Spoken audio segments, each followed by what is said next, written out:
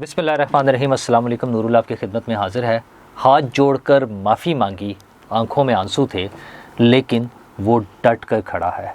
वो कौन है और माफ़ी किसने मांगी, ये तो मैं आपको बताऊंगा ही। लेकिन मैं आपको बताऊं कि जजों और जर्नैलों को सज़ा दी जाए, ये खुलेआम मुतालबा आ गया है और बड़े स्ट्रॉन्ग रेफरेंस के साथ है कि किस केस में क्यों किया जाए। सुप्रीम कोर्ट के फैसलों की रोशनी में वो ये मुतालबा है। लेकिन वो जो है हमारे आरिफ अलवी साहब, साबिक सदर पाकिस्तान आरिफ अलवी, पीटीआई के रहनुमा, उनकी जो ड्यूटी लगी थी उसमें उन्हें उम्मीद की एक किरण नज़र आ गई है। वो उम्मीद की क्या किरण है और वैसे वो खुद क्या बातें कर रहे हैं, ये सारी बातें मैं आपको बताऊंगा। लेकिन सबसे पहले आपको बताऊं, वो जो है ना माफ़ी मांगने, रोने धोने, वो सारी चीज़ें पीटीआई के बड़े लोगों में से, अभी नाम नहीं कोट हो रहा है, लेकिन यह कि उन्होंने जाके माफ़ी मांग ली कि सर माफ़ कर दें, बात सुन लें, बात कर लें किसी तरह हमारे साथ। लेकिन उस सामने वाले साहब जो है ना, बड़े साहब जो है जनरल, वो डट कर खड़े हैं और उनकी तरफ से साफ जवाब है कि कोई माफ़ी नहीं, कोई डायलॉग नहीं, कोई डील नहीं, कोई ढील नहीं।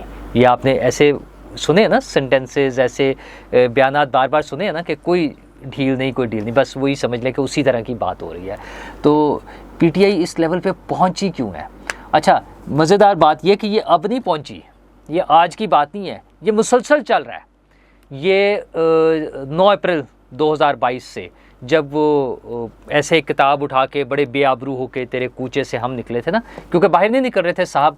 इक़्तिदार की लालच ऐसी होती है, कुर्सी से इस तरह चिमट के बैठे हुए थे। उस दिन उनका दिल नहीं कर रहा था अपनी हुकूमत छोड़ने को, वज़ारत उज़्मा छोड़ने को, वज़ीर आज़म हाउस छोड़ने को। तुक्का लगाओ ना बंदे का, फ्लूक लगाओ ना, वो वर्ड्स में इसमें इन्वर्टेड कॉमर्स में, तो फिर नहीं दिल करता। हाँ, मेरिट पे आए हों, मुकाबला करके आए हों, पता है आज आए हैं, दोबारा फिर आ जाएंगे। लेकिन वो जिस तरह से आए थे उसमें डाउट तो होता ना कि पता नहीं दोबारा उस तरह के अरेंजमेंट हो या ना हो, तो वो दिल नहीं कर रहा था। एक आइनी, कानूनी, जमहूरी तरीका जो था अदम एतमाद का, तहरीक अदम एतमाद का, जो दुनिया भर में होता है, दुनिया भर में पार्लियामेंट्स में हुकूमतें तब्दील हो जाती हैं, यहाँ भी हो रहा था। लेकिन वो नहीं मान रहे थे क्योंकि उन्हें पता था दोबारा पता नहीं दाव लगेगा या नहीं लगेगा। चूँकि दाव लगा था, वो सिस्टम के तहत नहीं आए थे। हाँ, जो यहाँ पे सिस्टम चल रहा था उसके तहत उन्हें पता था कि आए हैं, और दूसरी तरफ तो बिल्कुल ही नहीं था। वो उन्हें इतना ज़्यादा वो कॉन्फिडेंस नहीं था, चलें यूँ कह लें, बस चलें, ठीक है। तो फिर मसला ये हुआ कि वो एम्बुलेंसें, फायर ब्रिगेड, प्रिजन वैन, वो सारी चीज़ें जब पहुंची, वो हेलीकॉप्टरों चपेड़ों की तो अफवाहें थी, खैर चले वो अलग हो गया, लेकिन ये चीज़ें तो पहुंची, एम्बुलेंस और फायर ब्रिगेड और प्रिजन वैन, ये सारी चीज़ें तो पहुंच गई, जिसकी वो खुद भी बाद में उनके लोग रोते रहे हैं, रो धो के बताते थे कि ये क्यों हुआ, ये क्यों आई थी। तो उसके बाद फिर इमरान खान साहब बाहर निकले थे, तो वहाँ से शुरू हो गया था। अच्छा, और इसके लिए कोई ज़्यादा वो किसी तहकीक करने की ज़रूरत नहीं है कि किसी से बहुत ऑथेंटिक कोई रेफरेंस मिलेगा या हमें कोई सबूत मिलेगा। इमरान खान साहब ने खुद जेल में बैठकर बार बार कहा है कि मैं तो जब मुझे निकाल रहे थे तब मैंने कमेटी बनाई हुई थी, मुज़ाकरात कर रहा था बाजवा साहब से, आर्मी चीफ थे उस वक्त, और जब उन्होंने मुझे निकाल दिया तब भी मैं 2 मरतबा उनसे मिला। और वो मिलने में तो खैर आपको पता ना, आरिफ अलवी साहब के तरले मिलते शामिल थे कि वो जाके रिक्वेस्टें करते थे, और इमरान खान साहब ने लाइफ टाइम वो ऑफ़र कर दी थी उनको एक्सटेंशन, कि जितनी मर्जी, जितनी मुद्दत के लिए आप चाहें।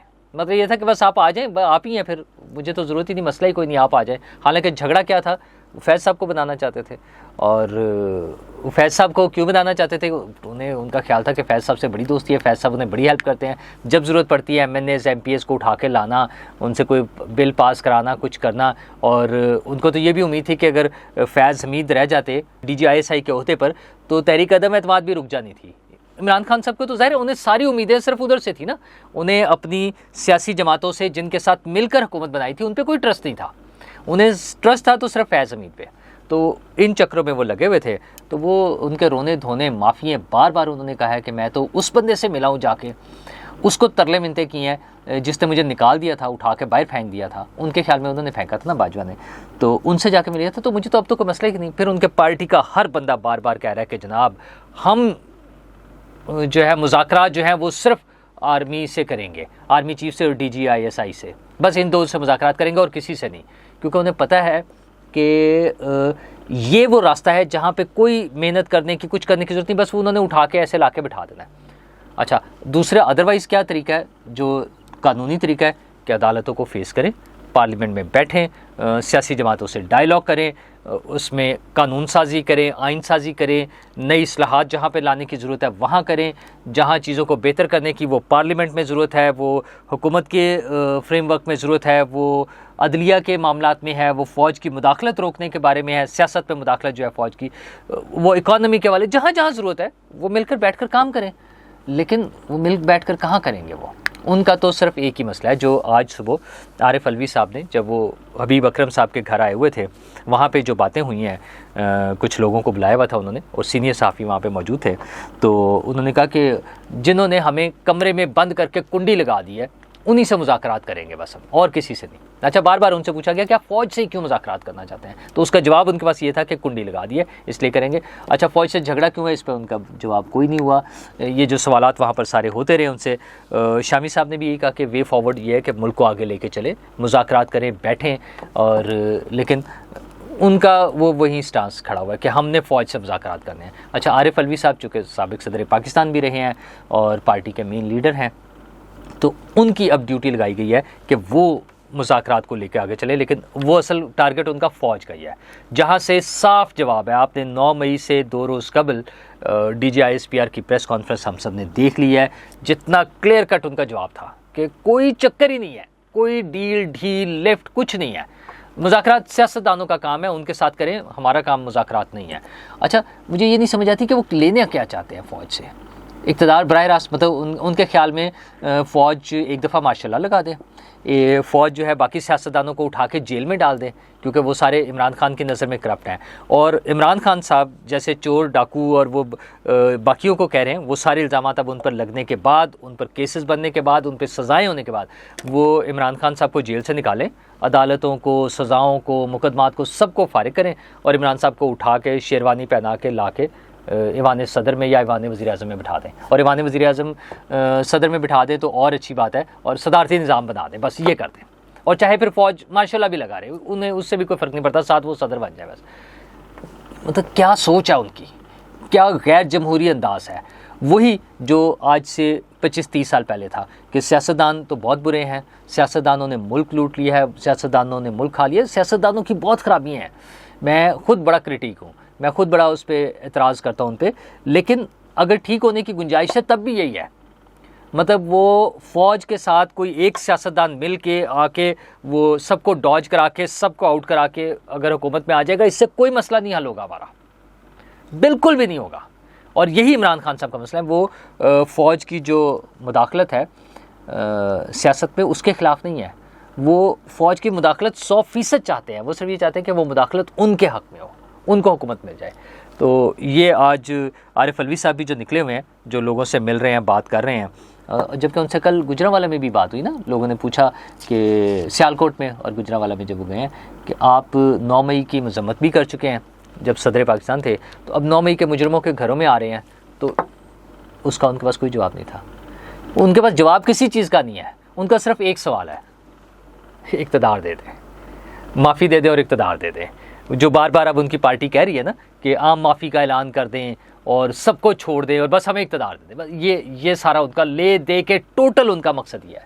तो ये तो पूरा होना बड़ा मुश्किल है, लेकिन उनकी जो ड्यूटी लगी है ये सारी चीज़ों में प्रोसेस करने में, फ़ौज की तरफ से तो कोई जवाब नहीं आ रहा, उनकी तरफ से साफ जवाब है। जो उम्मीद की किरण उन्हें नज़र आई है वो पीपल्स पार्टी से है। आज भी जो एक लाहौर में फंक्शन था जहाँ पे वो आए हुए थे बिलावल भुट्टो जरदारी, उन्होंने खिताब में कहा कि हमें ग्रैंड डायलॉग की ज़रूरत है, आइनी इस्लाहात के लिए तमाम सियासी जमातें इकट्ठे बैठें, ये एक वाहिद रास्ता है। जो अच्छा, पीपल्स पार्टी तो वो जमात है जिसने इलेक्शन से पहले से बार बार उन्हें ऑफ़र किया कि आएँ बैठें मुज़ाकरात करें, और हद तो ये आप देखें नून लीग उन्हें ऑफ़र कर रही है कि आप बैठें पार्लियामेंट में, बैठे बात करें हमारे साथ एज पॉलिटिकल पार्टी।